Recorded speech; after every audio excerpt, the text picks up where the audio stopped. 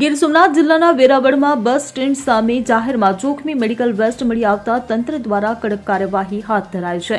Doctor ડી.કે. બારડની hospital નજીક મોટા પ્રમાણમાં મેડિકલ વેસ્ટ અને દારૂની ખાલી બોટલો મળી આવી હતી. જિલ્લા કલેક્ટર દિગ્વિજયસિંહ જાડેજાના આદેશ બાદ મામલતદાર, નગરપાલિકા અને આરોગ્ય વિભાગની ટીમો ઘટનાસ્થળે પહોંચી હતી. ટીમે મોટી માત્રામાં જોખમી મેડિકલ વેસ્ટ કબજે કર્યો હતો. ગુજરાત પોલ્યુશન કંટ્રોલ બોર્ડની ટીમે પણ સ્થળની મુલાકાત લીધી હતી. ત્યારે વેરાવળ તાલુકા હેલ્થ ઓફિસરના જણાવ્યા મુજબ આસપાસની 7 હોસ્પિટલોને નોટિસ આપવામાં આવી છે.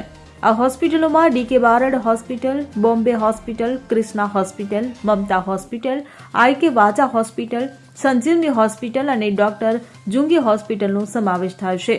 તો વેરાવળ પોલીસમાં આ મામલે ફરિયાદ પણ નોંધવામાં આવી છે. પોલીસે જાહેર આરોગ્ય અને જોખમમાં મૂકનાર વ્યક્તિઓની શોધખોળ શરૂ કરી છે. તંત્રની આ કડક કાર્યવાહીથી આવી ગેરકાયદે પ્રવૃત્તિ આચરનારા તત્વોમાં ફફડાટ ફેલાવશે. Bureau report CN24 news.